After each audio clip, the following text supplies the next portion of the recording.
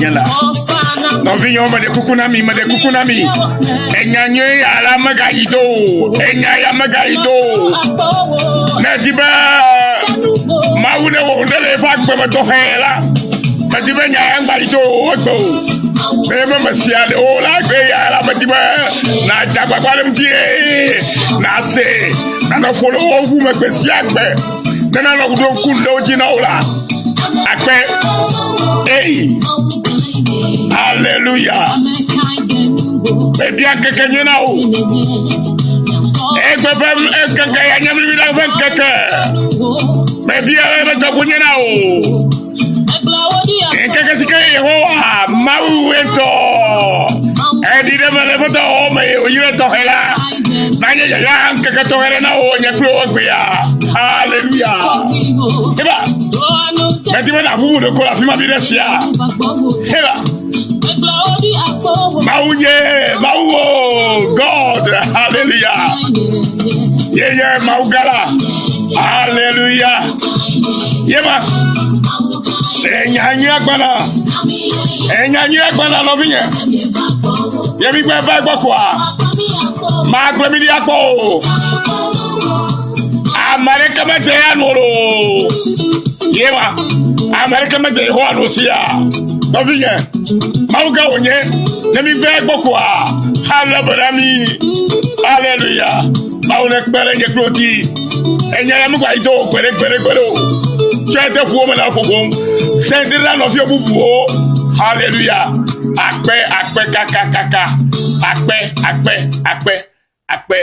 akpe mi dana Yehowa mahu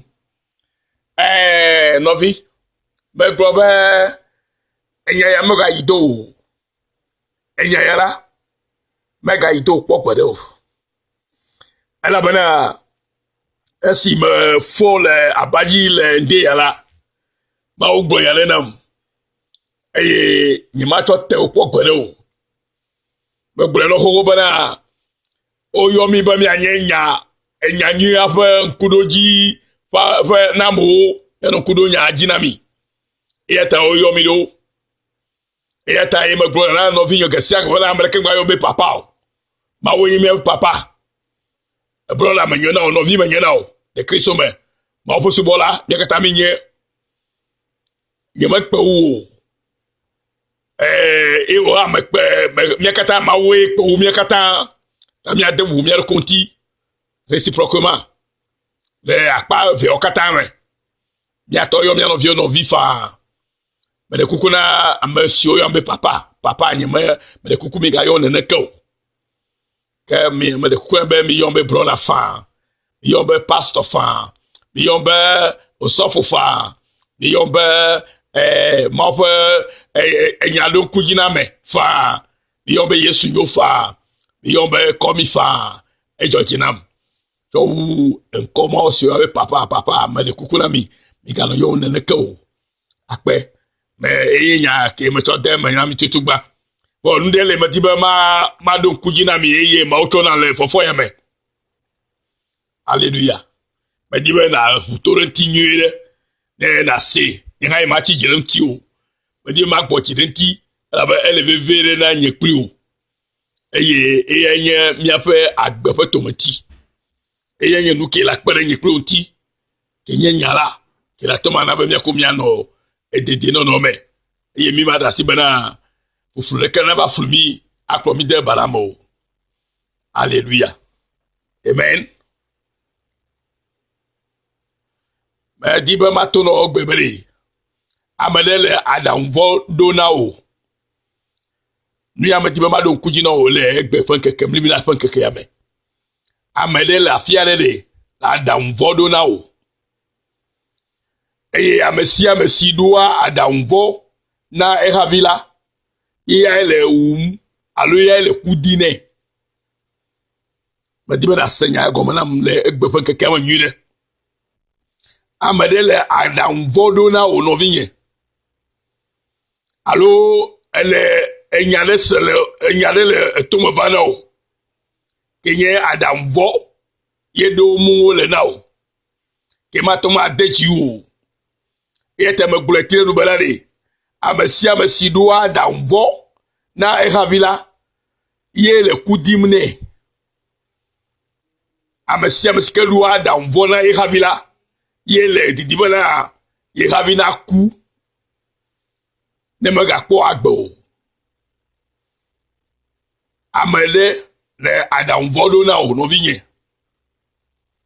eya yo de fie megbe ya amele la file de ele adam vodo na o eyo bu ibena elo e kakakaka glo eyo bu ibena o ye fe pele unto kaka glo voa ekpoto le adam vodo na o me di na bu ntikpo le o kholo o si o ne jela pli amesio ne je kholo pli amesio nye o ha dola o era nye sro nyonu yo era nye sro muchi yo era nye vio yo era nye onto yo le do na vio de o alo le do amede o la na jesi do ku egbe ya bena amesike duwa da mvo na ehavila eya ele ehavi wum alo ya le didibe ehavi na ku la ba adam vola nouveau o riava ameji eyo gble adomana me eyo kpla me ya de gbegble me sike ma de nye kple oji o eya ta o ponkume na nye kple o egbe ya bena ya kpobo be adam kamidu ade mi no vi o ma ha adam kamidu ade mi ha vi o enye to aya lo foto aye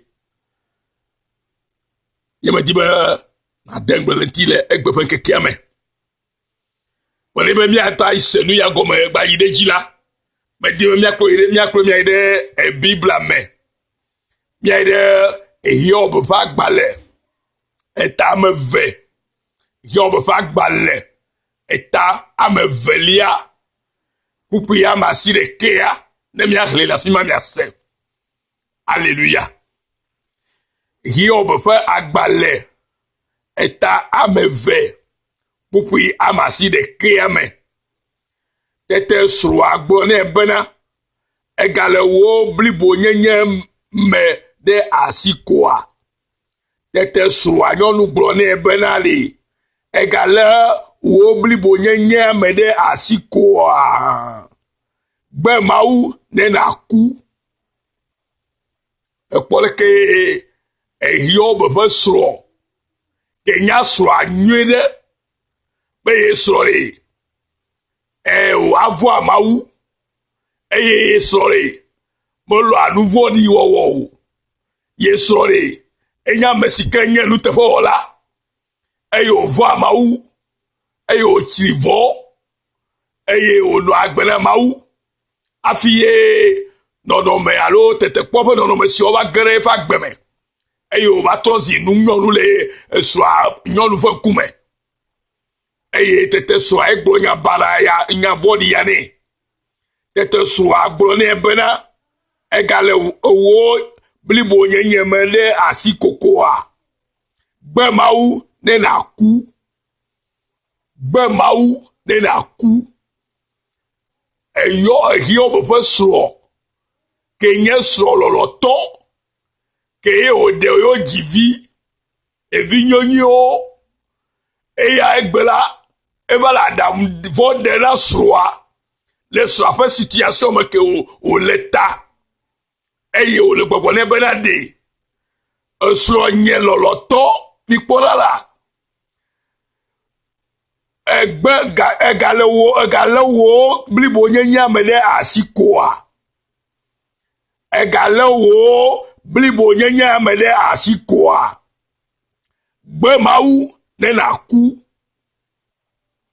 mikwa yeta me gbo na be ame adele adam vodo na wo alo la adam vode na wo amesia mesike lua adam vo na ehavila yele ehavia wum alo yele kudim na ehavia la be zigerela ebe me nyole gbogbo mo la amesia me penya siko va gbono la la bui sebana enyanye onye eye ala follow alo la jo yo me onku agbato vo eye la pro ide gbegble me ene ba me ba to nya telephone hala ala senya nya telephone ara pa godo eya la me geɖe wo ŋgbea bena ne yo to ya teƒe no ha la eveawo eye ɣene vena bena o tsiri ame si ke to anya teƒe no yo mo lo aƒe nya gbɔ gbeɖegbeɖe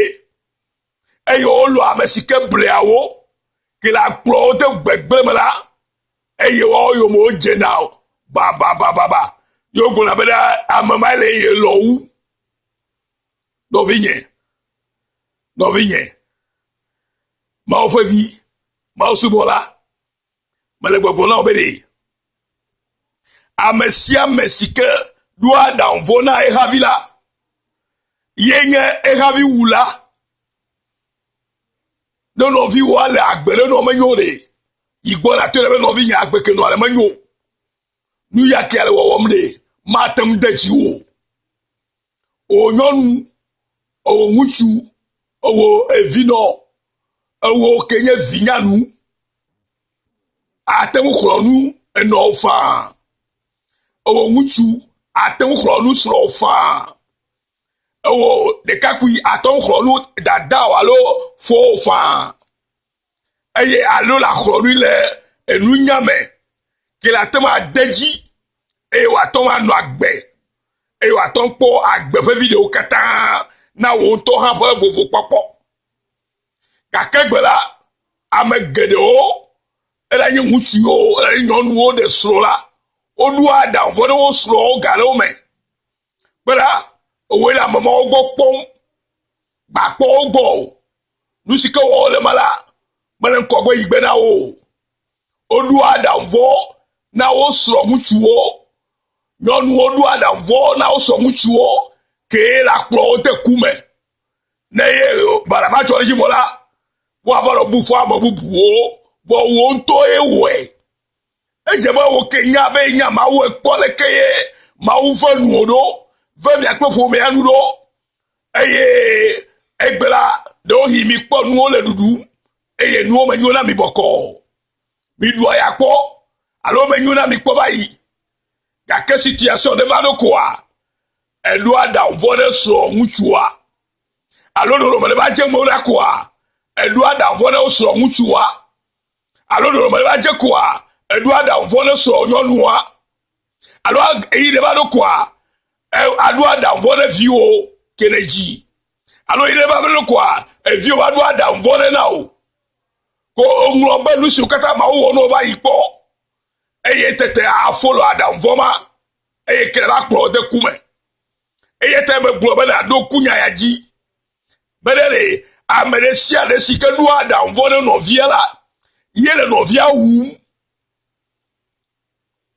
eya ta ye ɣe sia gblɔe le teƒe ya Yob ƒe srɔ̃ ke kpɔ nu nyui na ame siwo katã Yob kpɔkpɔ eye wo katã nɔ me nyuie ɖe wo ɖu nuwo kpɔ dzidzɔ ye va le nu ƒo na srɔ̃a ŋutsu le situation le nɔnɔme ke va srɔ̃a dzi ta eva gblɔ ne srɔ̃a be ɖe egakpɔtɔ le wo eblibo nyenya dzi koa le na asi koa gbe mawue eye na ku bowoe kpɔna esrɔ̃a nyɔnu ke gblɔ be melɔ o sieri koko melɔ o ŋutɔ la miakple koe anɔ agbe kakatɔ yi ɖaa egbe kukoe la kra miaku o dome yo gblɔ le gbesigbe ye woɖe wo nɔnɔewo nenema tutu wòle egbe ame geɖewo ɖe wo nɔnɔewo wogblɔ be melɔ o ŋutɔ sieri koko miakple koe la neke ma miakple o dome o la afi si ke na yi la afi ma nye hã ma yi teƒe si na yi la nye hã ma nɔ afi ma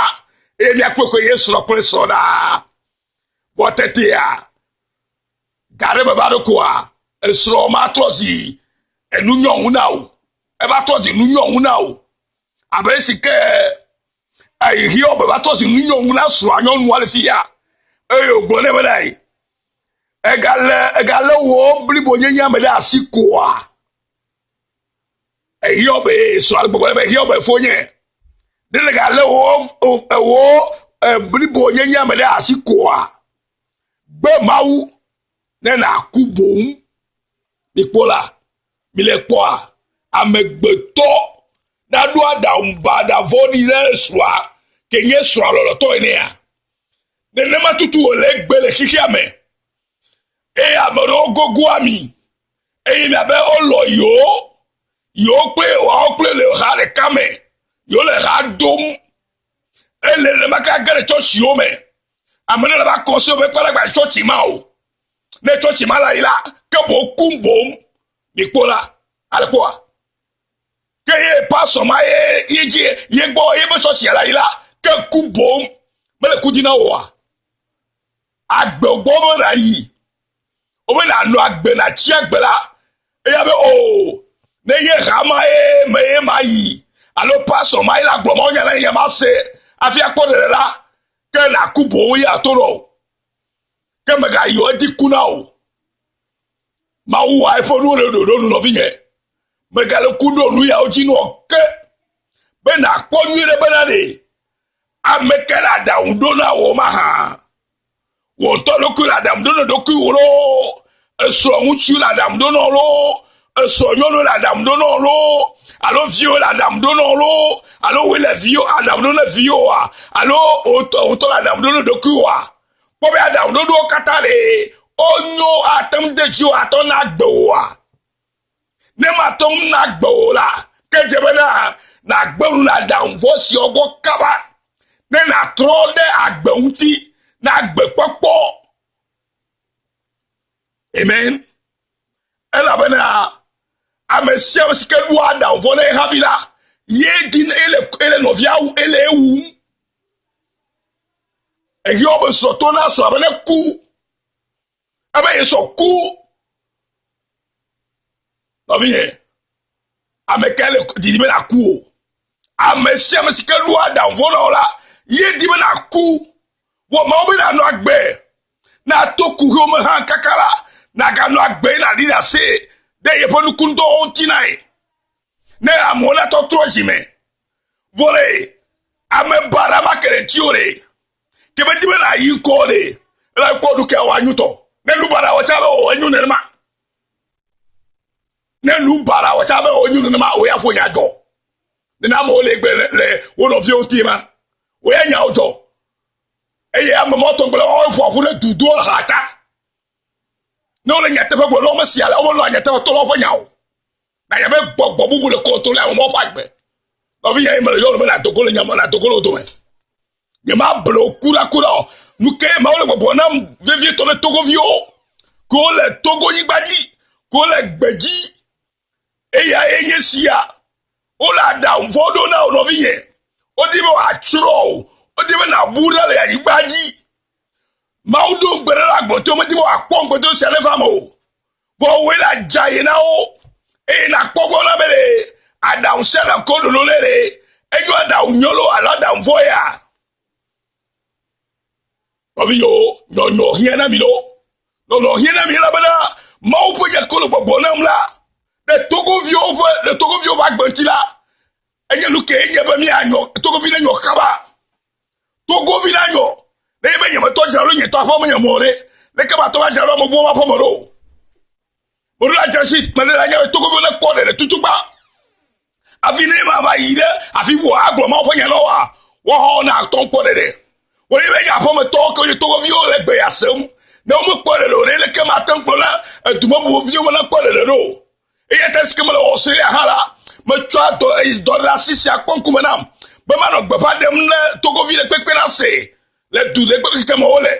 E ya ta gbe se gbe la.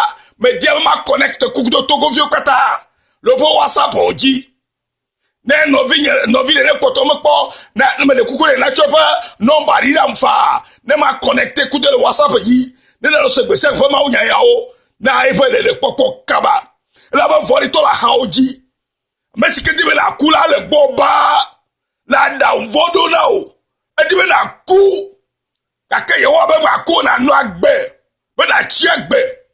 Et ainsi que nous y a blona et yo voso blona sur yo blona yo no ti le que le kuku ya bo me que e ya do mu ne bena afonu abe alesi nyonu abune tofu anu ene mi ho nu nyo cho mausi de mi ma ho vo hawa le lucio kata mela Yob me wo nouveau clé et nous yo oh Yob do nya tine soa oh so nye nu kanye si agbom ne lo me ngro be nu ke ma wo na dia egba me do ko na ya dudu me les réfugiés camp eye nu si wa podu ha esese na o abenye nye haine vogbe ma wo va venye kple onu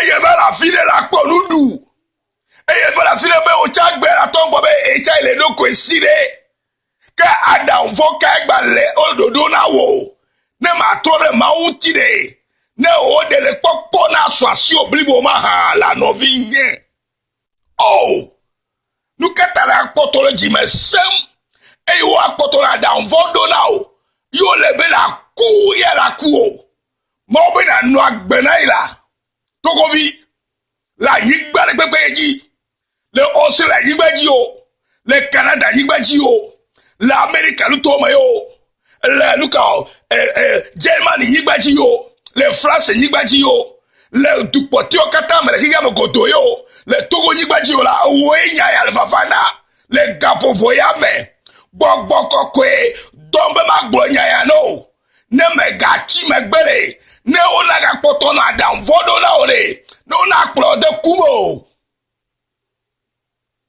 no viye don kuma o foto si o na o me ga gbo obo eye gbere na ba to si adam vodo la ne no vi o don ku to si ke ma wo na o eye me ga lo baba to lu ha o jan kume ne na subo ma wu me ga no to ti kuku o mare yo na bo me ga ma nyo na o amolo ko be catholique to e menye breman to menye assemblée de to menye e assemblée de Dieu me kuma kuro e ya pe ke me kuma kuro catholique me kuma kuro o me ko re catholique mo o me ko re church mo ke bo pa gbere Yesu me bom hallelujah me ga na o na potola da vodo na o amesia me sika do da vodo no viela yele ewu no vie e bo sa sabonyo sia me de kuku no ma deji wo bulele no view ne ma agbeke no alele ma ton deji wo bulele no view ne ma e to ko vi ma no agbere ne ma o ne va agbeji re agbeke je be mi ano mi no agbo ma fefe ne ma wu e be ma wo epo mi va ne ma da do da wu ne no view ma o awo eku pepe ve ne ma le meti me na wo eku me ya wo eku de me ka fonu ku de ko to am barade onye am wa am do wa da mo no me ka fonu ku to o nyire o de alikaje mare mo bu amo akwa edu ada vono edibe na ku amochi wo fo da fuleta no wo we da nya wa do da mu no wo fo yumo to ga ka we kora me ga gogo mama o ewu vo ewu vo enya be ne gogo mama o to gbe kenyinya te fotola akwa gbe ga ka be gba gogo o ewu nyire ma alikaje mama bu amo nyonu mama bu amo gba gogo famille kenye famille vori na ye me di ma lo fa ya gogo agbonya madi nya ono la lo vie et tetere elle kudi no na genje ku am vori yele va no fi ma be la vie femme là me bere me desene gbogbo mo le to go vi o me gbela me chitre gbogbo ma bara ba o te to go vi ba gbe sa la oh no vie nyo kaba ma o le yo ru me na nyo me ti me na ku o me na na gbe me nya we ne ma ole o ne ma ole e ta mo chonya ri do ele viviri nam o be le sio kata mala yo hi obere me gbo nya vori de kekwe to go le volume o ele o gbo biblia go be amojojo de onye ne mi kre yo be fa gbale ya ne mi kre yo fa gbale ta gban to a pupi gban to a o gbo la fi mala muchu ale no uze yigbaji si nko enye hiob muchu sia nye ame madifo amajojoe ple mauvola eye oti nouveau di alléluia eti nouveau di obe nouveau de kema tokole pon mo po esu agbonya ya ne o ala to biji ka ke be o nyonu nye esro nye o we gbonya ya na mo a de mi me no ma o me yira mi po wa ne ye fo ka jole mi ajide mi ma ko wa le ka fo fo ba bu ne to ele o me ko be nya bu ne to lo be fo fo ba abu ne to ede ela ba bu ne to e fu anu ne abu ne to e lua adam vona me be na ku e be so ye gbe ma u na ku bora no yo mi do la dengbele nya ya ti le blibo de deme ne na ko be de ne ke tutu ye amegbeto la gbele no vient il ya mais si ke kuti no re il va la dan vodo no gbe siegbe o ya me ga o de kakwa mo oto gba gogo oto me ga church ma to me ga kande pe pastor ma ko to enyama ko ya gbona me ga ko egbo to bora mi no keto ele wu onuge ala ku e to la no fo ku te fa la vifa ho voyez où et protège le peuple fort et va le côté pour la vie femme donc nyo kabala binyola to ko vi bidola nyola baba ma uyo baba je ba degbe fada mi la ni mo le ya oko mo la ba ju me je ba we o la o yo mo la o ti mo la pa so le to gbogbo o le nya ya ogbo la mi ka mi gbe mais non, mais church ma church o le ke mi meru la yoya vo de ole nya ma fo church nya gbogbo ko church ma to la direct mi nya ide fima o ni ba me la de o no be gba yo vo yen fi ke la no asagbe ya le ne na vola ke gbe na mi be a o nya ma no fima church ya bo so church o le to gwa gele o le yo vo de ngba church ne maka le yo vo de ngba ji am fufu gbogbo o church fufu go le am fufu de gbogbo me o bon ne ma no bien ta no never know que to le yebe ni no never know de na nyo o yo bo mo nouveau pa de o de ma bible gbe ba alléluia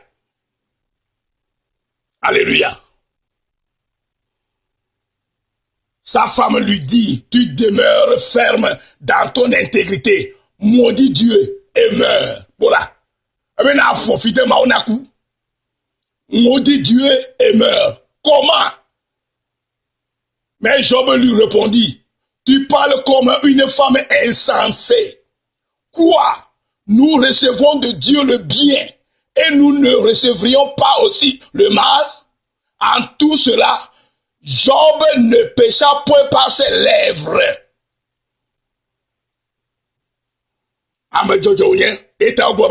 Il y avait dans le pays d'Out un homme qui s'appelait Job, et cet homme était intègre et droit, il craignait Dieu et se détournait du mal. Job 1:1. Alléluia.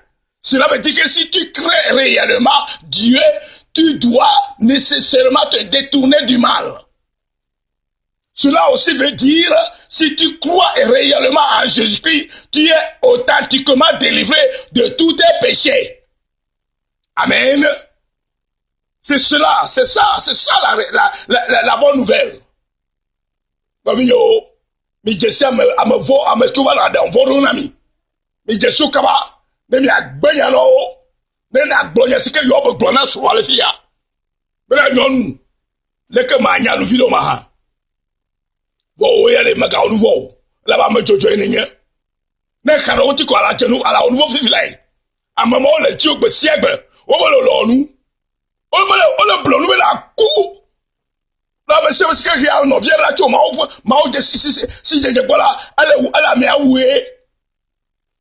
Me je nyoba ya me jojo le ma fun ku mo wa. E so ba ya de gbegbele me. E so ba de gbegbele me be na ku. Ne ya fo. Ne ba ko ku tubu de. Mi ko. Mi do ha do no vi o. Me le nya te fo glo me le na mi. Mo fo nya ntonto ya. Ye glo me le na mi gbe si egbe.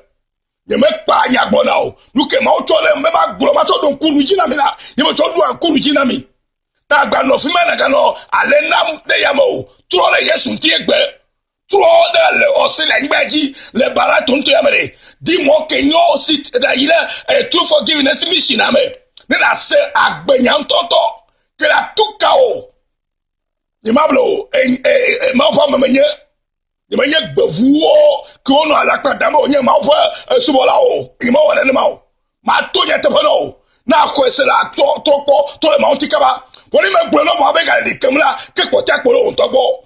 Nya me prenons fort. Oh. À un moment, les cadres de fou, les cadres de Siagoa. Comme il y a, je suis à Kamacho la Ginewa. Bon, toi, quand tu l'as rayé, ma war, il y a une chanona. Hallelujah. Oh. Abrova tu me quoi, ouais, et Gami va le dire, et Gami va le dire. A me se dire à Galo. A dit qu'à mon beau agba. A dit qu'à mon beau agba, ma. Ma vie est bagno bagbo. Yo me glace, il y a pas de yon. Mais non, faut un fou, ma. Faut le fouiller. Tout le monde fait bon, faut le fouiller. Mama amado for kana miantio maula maunire onye do dibe mi afo ma dibe mi achiro chora amade mi anu bele gbo nya na mia mi ko mau ji se mi akho mau fonya gbolo la ji se na me na nyuna mi balo potolo di kele nya me jumo to go view for veto ma na mi ogbona mi o me nya ebona la ba lo maulo mi maulo to go view le de ko me kemile mi to ma uti na mi afo me kata mi ano du mi asubo na subo mau ne be to kwale nyuna mi e di keke ya o plov mi a downvoted de o ya le to go tem na ni a downvoted ne no vi ogbonya jojo da be o voto a enyo ko to go le to yi kokoko e na be ne ke bouger o nya o jara gba ka be o no to amobula to ko ma afa gbo voto a downvoted lo mi ji jo a downvoted lo ne no o ele nu gbe le to anti ele nu gbe la mo ti Gole mi potology la, nyawe me kamo. Ma obe ma tuye na mi vo. Yalo Yesu yo, o ilam. Ma ololo, avoji dula le Yesu me. Yesu nya di na mi egwe ya. Na mene no view de kwekwe. Ne no view de hiambe ya ho, na tope no ma na chene. Yele la sakwe nya kwe segwe to ya. Ele bevere na mto. Yes, nene ma uwa do ma. Mi da sha down vodo le mi no. Down vo wa me. Egbe na menti.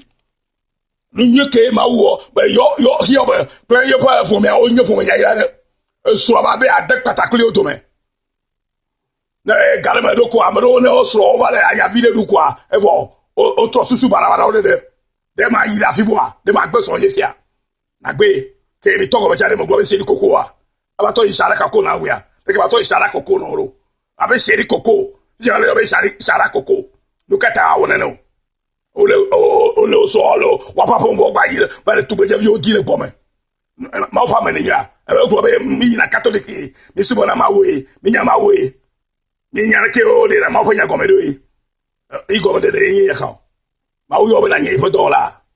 No vi yo mi do la ha dudu mi ga na se mi so na fu mi o so nyo lo afro fa so nchu hala be ma ko de do fa ale wo nu e ha vi holo la gbe me ga ko de do ale wo nu mi to ya te mi holo mi to na pa mi pa mi o me pa ni ka me pa group ko mo mi le mi to ya te o mi ga fro bo na kwaku ya o ye gbogbo vola mo to le nuglem Yesu la de mi ha de karaka me gbe me gunyami me nya gbogbo ya o e ta no vi o mi do la ha dodo e mi pa ha dodo am se ka da vola to gbo wala ko anyo jon se ka na jesi be am ya we ya na tolebele yare mauto enyo meken ba fuyo hallelujah nemi no gaka ko mi to mi ndeba no wala ibasa ko mi ga ba bu fonyo wala bala mauto na be matu na mi vo lo egbe ya o to na be matu nya na mi me to na mi de egbe ya na se ko na chele no view ha me de kuku bala le bebele na ye pe o la be ma fonyo la ne mo le ba you must all near all the jewel in a viney, and then our ecclesia, everyone in him. No, Mother, you only know yet to go. Obey us by joiner. Yes, Musalama, Egba, no Kakaranu, you talk to Nanudo. Mother, you are joiner, and so be the owner. Then Ganamakwa, you call them a quarter of Siao. I told ye, then I'm not better, and not better, a supermau.